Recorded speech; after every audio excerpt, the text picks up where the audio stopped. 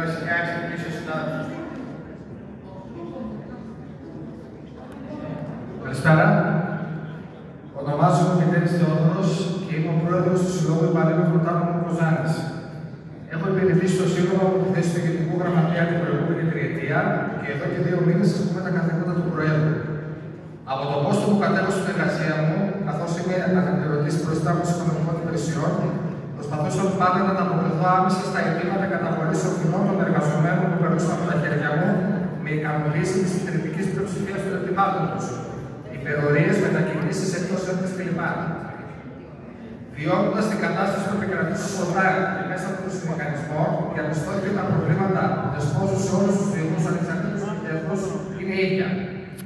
Ξεκινώντας από την προστελέχωση, υπάρχουν 2 παράγοντες που την επηρεάζουν.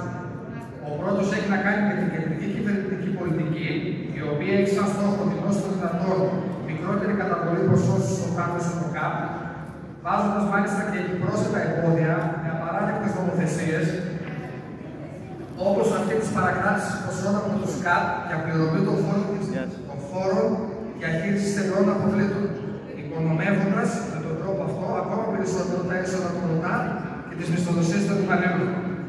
Υπόθεση για την οποία έχουμε καταθέσει σχετική πρόταση στο Προεδρείο του Συντονικού Συνεδρίου για έκδοση ψηφίσματος. Ο δεύτερος λόγος έχει να κάνει με την τοπική διαχείριση από κάθε δήμαρχο, ο οποίος προτιμά τις ευέλικτες μορφές εργασίας, γιατί εκείνη που έχει τον πρώτο και τον τελευταίο λόγο στο οποίο θα προσλάβει, χωρίς να εφαρμόζονται κανόνες ισονομίας και δικαιοσύνης, όπως η περιπτώση του 65-67 ή των κρίσης κλπ.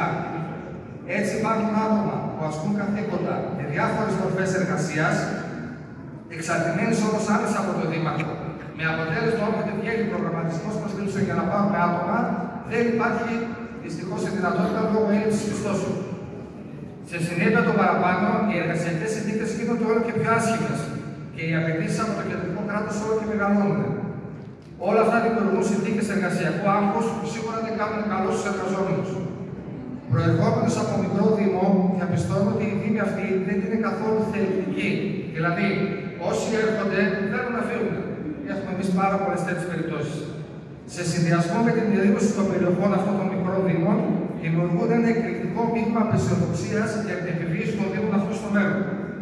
Συνοψίζοντας, στελέχωση και μονιμοποίηση απαιτούν πόρους και εκεί θα πρέπει να στραφεί ο αγώνας του συνδικαλιστικού κινήματος, εξασφαλίζοντας ότι τα ποσά που θα διατεθούν θα είναι αποκλειστικά για τον σκοπό αυτό.